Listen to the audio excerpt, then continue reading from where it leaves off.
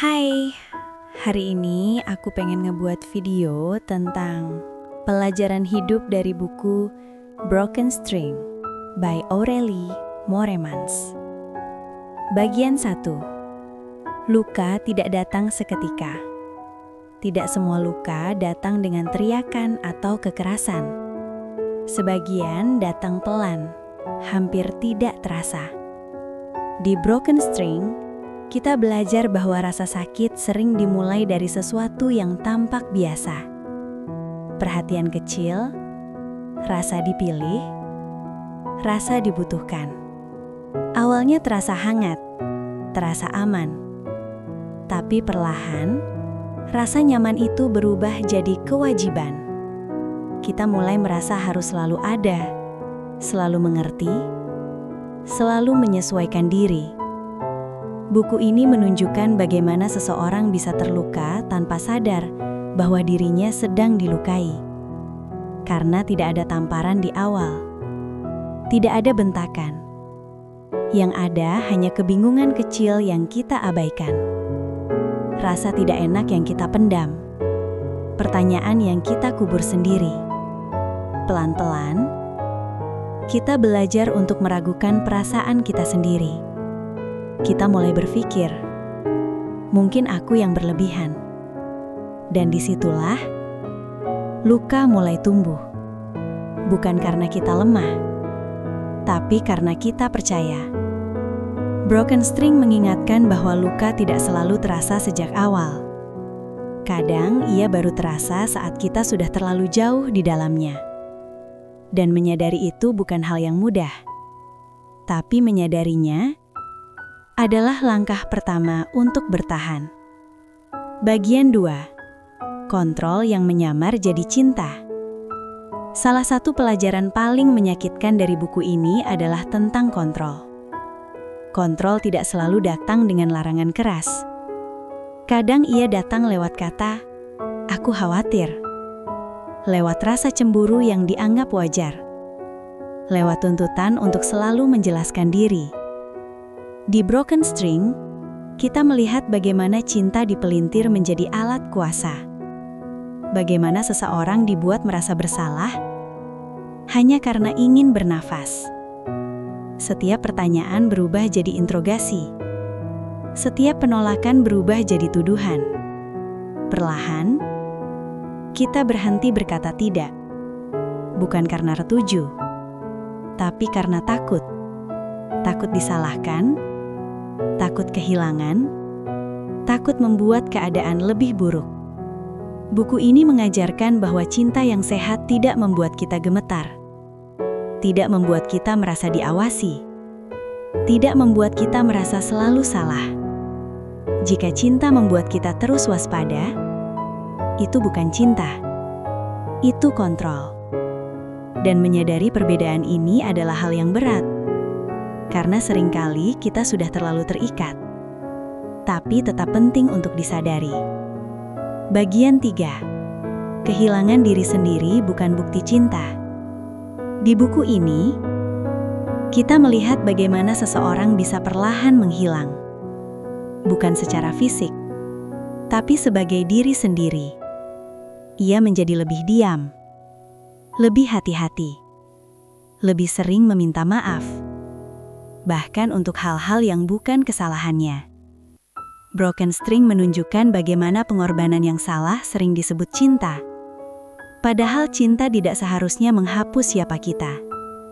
Saat kita mulai mengecil agar orang lain nyaman, itu bukan cinta.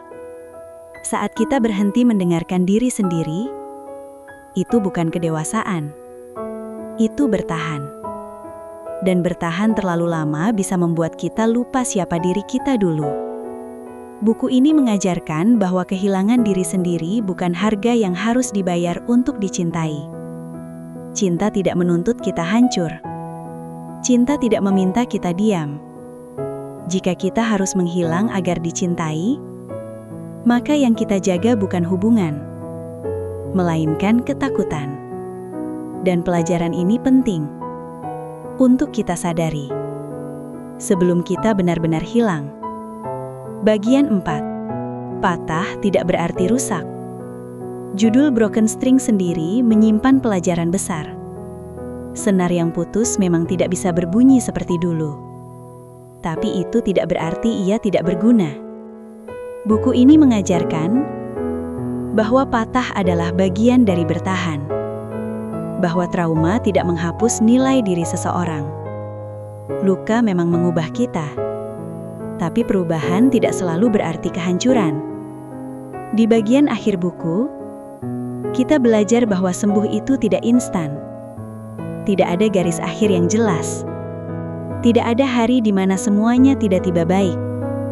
Yang ada hanyalah langkah kecil.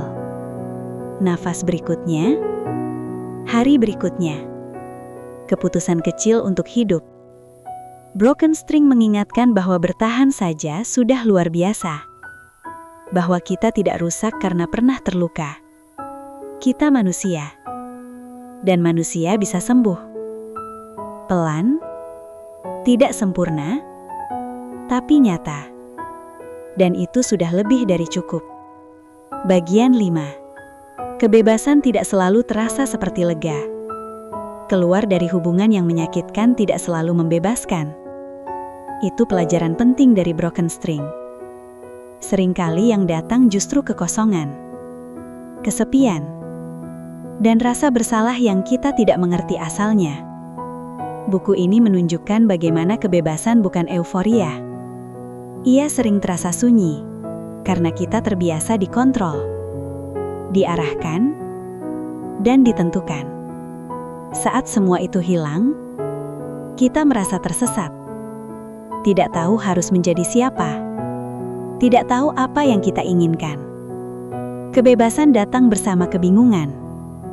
Dan itu tidak membuat kita lemah. Itu manusiawi. Broken String mengajarkan bahwa bebas berarti belajar ulang. Belajar mendengar diri sendiri. Belajar mengambil keputusan kecil tanpa rasa takut. Belajar percaya bahwa suara kita sah.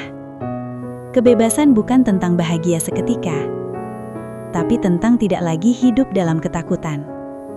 Dan itu adalah proses yang pelan. Bagian 6. Memaafkan diri sendiri adalah bentuk penyembuhan. Salah satu luka terdalam setelah keluar dari hubungan yang menyakitkan adalah menyalahkan diri sendiri. Kenapa aku bertahan terlalu lama? Kenapa aku tidak pergi lebih cepat? Pertanyaan-pertanyaan ini terus muncul.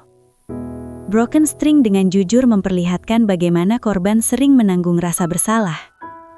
Padahal yang terjadi bukan kesalahan mereka. Buku ini mengajarkan bahwa kita bertahan karena kita berharap, karena kita percaya, dan karena kita ingin dicintai.